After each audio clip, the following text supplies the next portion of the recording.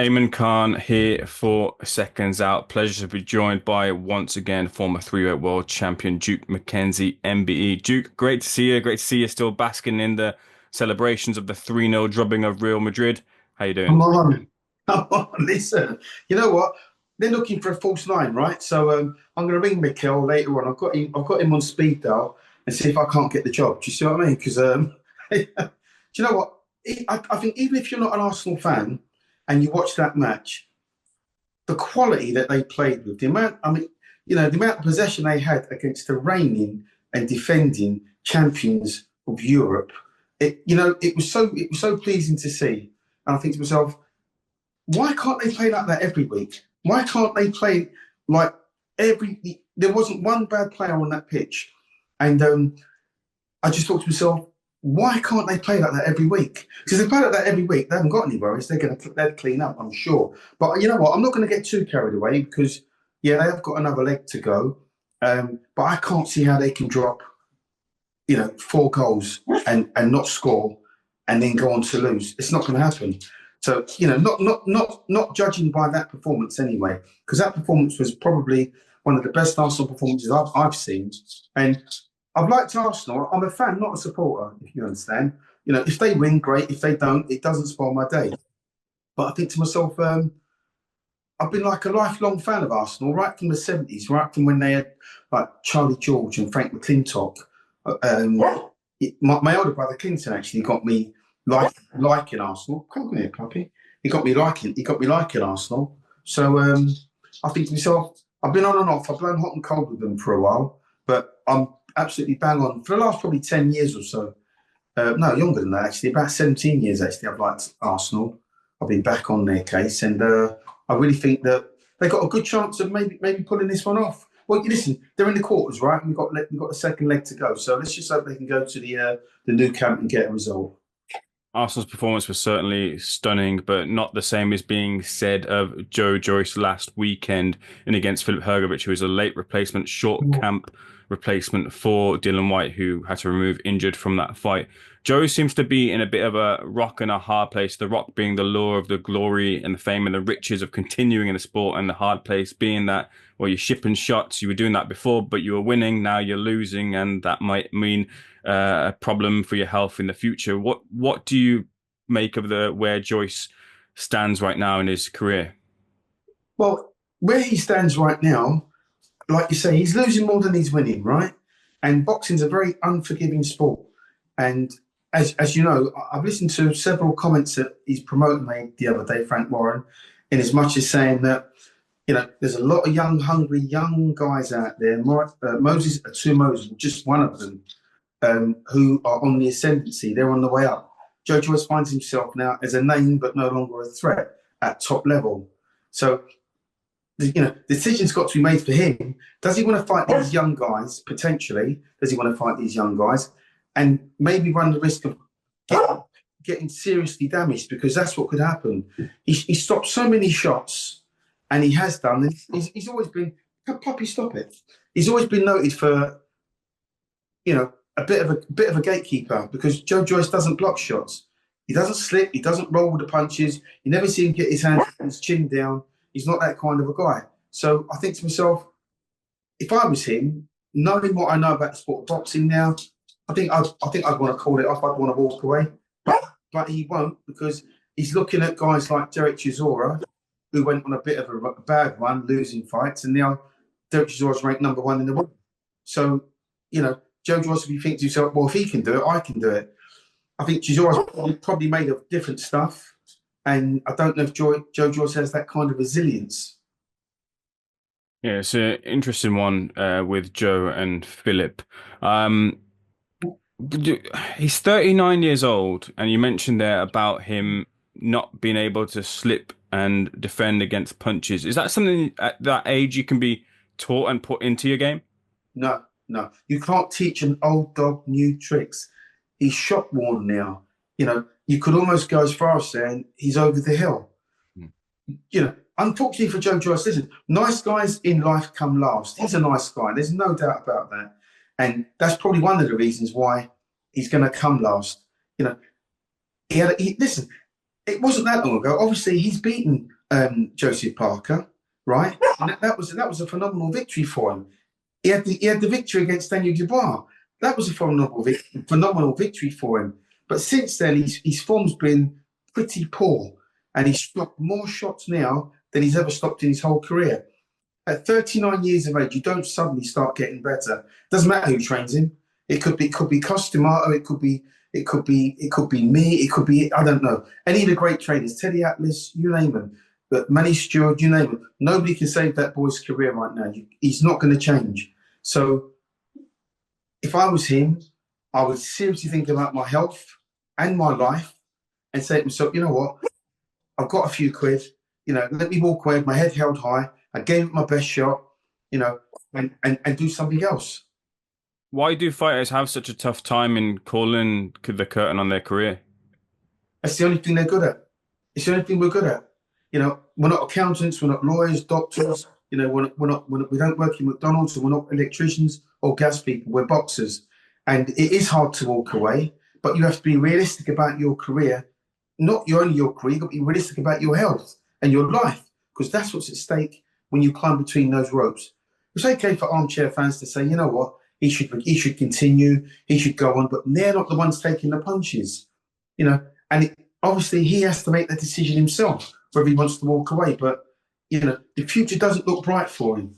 Like I say, there's a lot of young, hungry lions out there right now queuing up. Can't wait to fight somebody like Joe Joyce because they got a damn good chance of beating him. Like I say, Moses Atumo is just one of them. You wouldn't put him anywhere near Fabio Wardley at all at any stage. And like I say, there's David Adelaide even, who's just got a good win, in my opinion. He's got a good win. And I wouldn't put Joe Joyce anywhere near those guys. He's a sitting target. You've never seen Joe Joyce slip a shot, block a shot, roll with the punches, step off a shot, even tie somebody up and hold them in so they can't hit him. He doesn't do that. He just stops everything with his face. And it's quite sad to see. Can you take me to the final throes of your career and tell me, did you have someone in your corner telling you, look, this is the time to call it a day? And were you ever like, no, I can keep going? Now, I got to after I'd lost my fourth world championship challenge against Steve Robinson. My brother Dudley sat me down, and my coach sat me down actually, and said to me, we should seriously think about maybe just walking away. I thought I had one or two more left in me at that point, and I got a European title fight. And then when I got that European title fight, I knew it was pretty much all over. And you sort of, but then you think Bobby, come here. You think you can turn back the clock. You always think you've got that last big one left in you. But the reality is, when it's time to walk away. But something just keeps saying, you know what? One last try, one last roll of the dice. Come here. Last roll of the dice, and I'll be fine. But the reality is, you're not fine. Yeah, so you sort of say to yourself, you know what, I can continue on. But the reality is, in your heart of hearts, you just haven't got it anymore. But where are you going to make that kind of money? Getting a 9 to 5 job or a 9 to 6 job, whatever it is, how many hours you may have to do to become back to being normal again. Do you really want to be told what to do, how to do it, when to do it? The reason I work for myself now, I'm fully cooked and have been since the day I put on a pair of gloves. And I wouldn't want to be told what time I can go home. You have to do a late shift if you don't really want to do that late shift, and you might have to do a late shift to make money. But, it's a horrible position to be in. I thank God that, I'm pretty decent at what I do now, keeping people fit, doing boxercise classes, boxing classes, traditional boxing. I'm pretty good at it. By my own sort of admission, I love what I do. I do it with a passion, but I couldn't sit in an office. I couldn't be told what to do or how to do it. That would drive me absolutely bonkers. And that's just one of the reasons why boxers continue in the sport, because A, they're skin, and B, it's the only thing that they're good at. So they continue on thinking they can turn back the clock. But the reality is they're doing themselves more harm than good, and probably long-term damage. Well said, Duke. I just finished a boxing session myself. Hopefully next time I'm down your way, I can come to the gym and try you out on the pads. Yeah, oh, listen, you're more than welcome. I'll put you through your paces. You'll love it. My little jukebox gym in Croydon. We're doing okay. Good to hear. Duke, I wanted to ask you, look, you're very much a straight suit shooting the scene, and a couple of my colleagues within the industry have said that really enjoy, as I do, speaking to yourself. I was hoping to see more of you maybe on the outlets, DAZN, TalkSport, and such. What's the current latest with you? And maybe do you feel sometimes your straight shooting style means that sometimes in an age of selling and putting bums on seats, that sometimes it means, I guess, the straight shooters don't get the opportunities that others might do? I don't know why I don't get more work. I'm always available. I love what I do. I love talking about the sport of boxing because it's who I am. It's what I represent. I was born into it. I try to give an unbiased opinion when I see fights. I call it like it is. I couldn't sit on the fence, and I'm not a yes man. Never have been. Not when it comes to boxing. So I really couldn't tell you why personally I don't get more work. But I mean, listen, uh, maybe my luck will change. I really don't know why. I don't know what the answer is to that. I'm a little bit sort of perplexed with it all, to be honest with you. Hopefully you can give me an answer to this one because next week we see Ben Whittaker taking on Liam Cameron in the rematch. Ben Whittaker has since changed trainer to Andy Lee and has been put through his paces in a training camp for a rematch which has taken place over 10 rounds rather than 12. That was a point of contention going into next week's fight week. But did you see enough from Ben Whittaker, despite the, I guess, controversy in the first fight, to say that this is someone who can overcome what Liam Cameron brings to the ring? Listen, as I've said to you previously, form is temporary, class is permanent. The class lies with Whittaker undoubtedly. It was just Cameron's night on that night. Whittaker, he dropped his guard in as much as he couldn't raise his game, and he came down to the level of the opponent. Now, which is totally unprofessional, by the way, but you have to learn on the job. It's not something you can actually say, I'm not going to do this, I'm not going to do that. You have to learn on the job. It's happened to many fighters before, myself included. I can remember being in Los Angeles one year and I boxed a guy called David Capo. And I squeaked home a really narrow points decision over 6 rounds, I think it was. Should have been 8, but Mickey Duff got it cut to 6 during the fight. So I was getting my ass kicked. And, but like I say, sometimes you look at the opponent, you say to yourself, I'm going to wipe the floor with this guy. Then the next thing you know, 2, 3 rounds are gone and you're getting punched all around the ring. And then, you've got another 3 or 4 rounds to go. Now you're on your bike and you're just hoping that you've done enough at the end to get a victory. And because you're the young rising star, your hand's raised at the end of it. Now, whether that's right or it's wrong, it's a lesson. And sometimes these lessons you have to learn the hard way. So when you look back at Whittaker's fight, he's had a very valuable lesson that he's had to learn the hard way. It would have been a hard fight, regardless of whether he went over the rope and winded himself and hurt his ankle or whatever it was. It was a hard fight anyway, but he made it a hard fight by not being totally professional. But he would have learned, I'm sure, from that fight. I expect him to go in there and show the world how classy he is. I don't think we'll see so much showboating from him, not until he knows it's in the bag. And I don't think he'll be as unprofessional as what he was because, like I say, it's a learning curve. And I think he would have learned from that first fight. I expect him to go out there and look pretty decent and get a good win. Do you like the showboating? Well, this is the world of entertainment that we live in now. And you have to entertain as well as fight. So he's got to flip the script a little bit. He's got to fight first and then entertain after. If he goes into the same sort of mindset, which I'm sure he won't because he's got a new coach now, and his new coach will have a different mindset to his previous coach, and he'll understand what's required and what's needed of his new charge. So I think Whittaker's got what it takes to go to the very top of this sport, but he's got to be able to listen and adapt because if he doesn't, he's going to get destroyed. Back at the top division, that being the heavyweight division, we see a stadium show being announced that sees participants Fabio Wardley and Jarrell Miller contest for, I believe it might be a interim belt. Either way, they're contesting for a step up the ladder at the heavyweight division. Both of the two men got into it, I guess, to sell the fight. at the pre-fight press conference. But the two styles, from what you've seen, how do you feel they'll gel? Who do you feel stands the favourite in the fight? Well, for me, Wardley is a standout favourite. Don't really care what Miller brings to the fight. He never wins the big one. He's in a big fight and he'll know about it because Wardley's coming off a fantastic victory, right? A good knockout victory. Looked great, looked nothing but sensational, winning that fight. And his confidence will be sky high.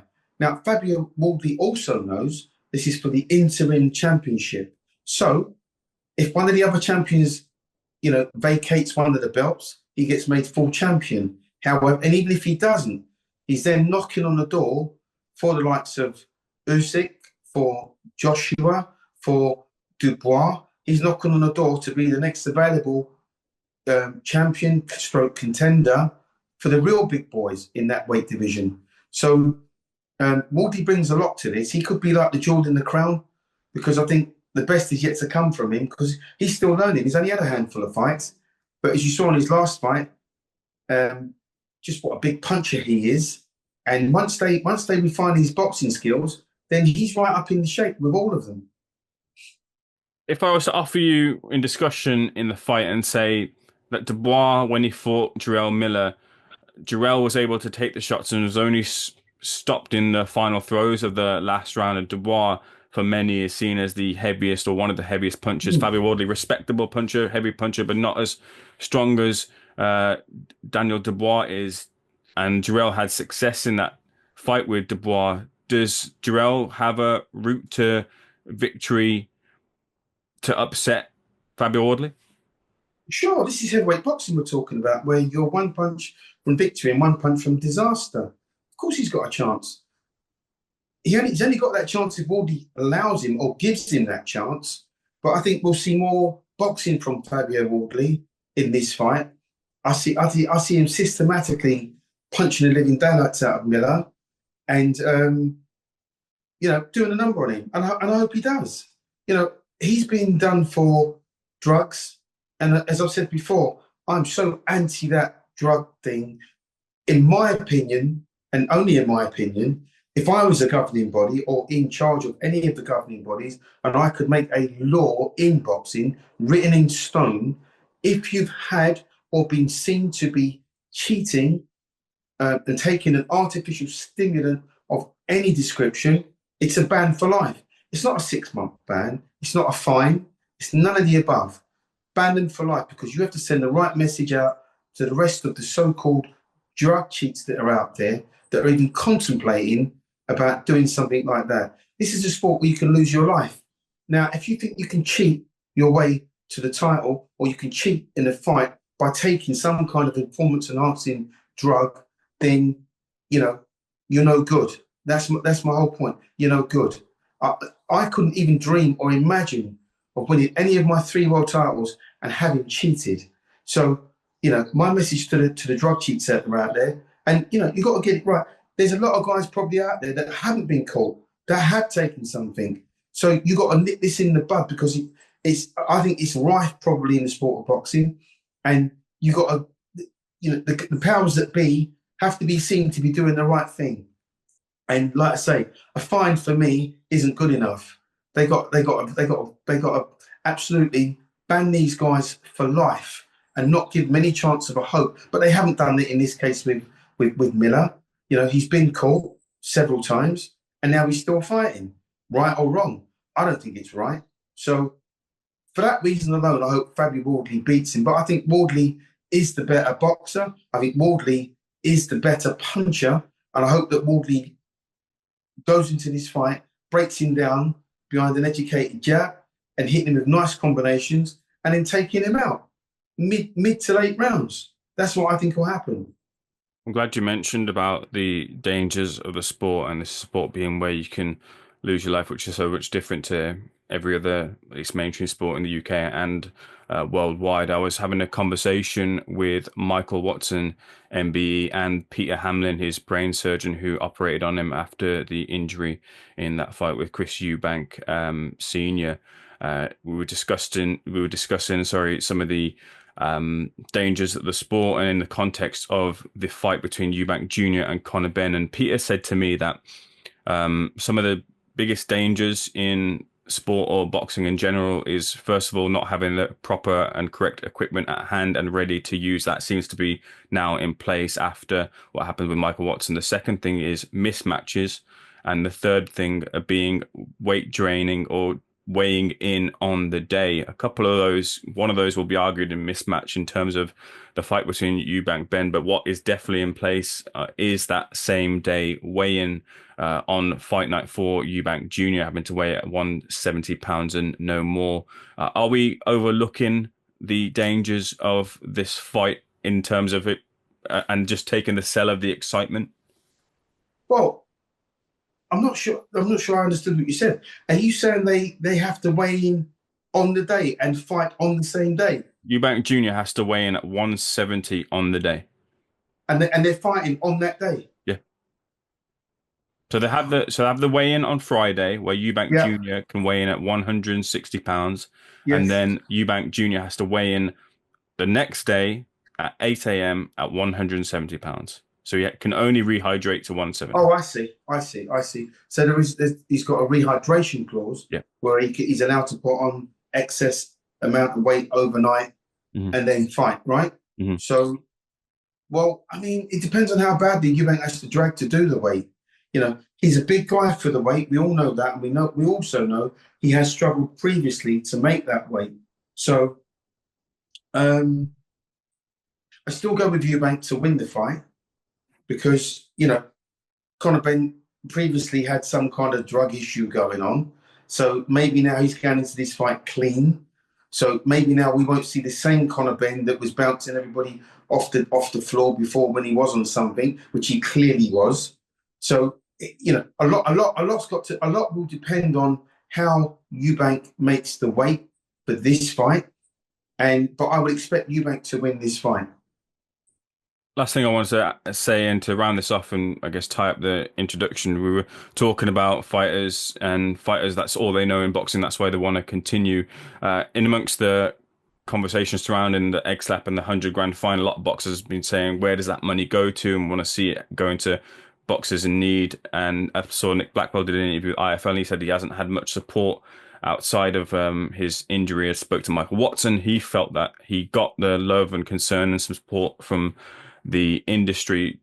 Have you seen, or do you feel there needs to be more done for fighters after they end their career that might make retirement easier to transition into, if there was more in place from promoters, boards, etc.? Well, the Ringside Charitable Trust are an organisation which was formed about 5 years ago to help retired boxers when they hit hard times. You know, whether that be drink related, drug related, or through having had a hard career. And they're trying to move mountains right now as we speak to raise sufficient funds for boxers that are in need. The British Boxing Board of Control also, I believe, are trying to come to some kind of an agreement within their own sort of fraternity to help more boxers. Their hands are tied to a degree, the British Boxing Board of Control. I'm sure, they could probably get hit with all kinds of lawsuits and one thing and another. And they have to be very careful as to what they do and how they do it. But I don't think for 1 minute they've turned a blind eye on ex-boxers that are in need. I think they can only do so much. But I do believe that organisations like the Ringside Charitable Trust, with like Paul Fairweather and Dave Harris, they're the two guys that run that organisation. They do all they can. They do everything in their power. They're helping so many boxers as we speak that are in dire straits. And obviously more needs to be done. I know they put on several meetings with the likes of Warren and Hearn and Ben Shalom, who I know has been quite supportive and quite vocal in helping the Ringside Charitable Trust, Ben Shalom. But they need more help. And with the help of the boxing fraternity, they're trying to open a state-of-the-art care home for retired boxers that are falling on hard times, that are homeless, that are drug dependent and drink dependent through having had a hard career. So more needs to be done. We all need to come together as a boxing family, if you like, and help retired boxers. And I think that it's only a matter of time before they're going to keep banging that drum, and eventually somebody's going to have to listen and help them out financially, because that's what it boils down to. Absolutely. Well said, Duke. I will also leave a link in the description to the Ringside Charitable Trust if anyone wants more information on their cause. Duke, that's about the extent of my questions. Thank you so much for giving me some of your time on this Thank you. Thursday, and we'll catch up again very soon. I appreciate that. Thanks, Aman. God bless, mate. Have a great day.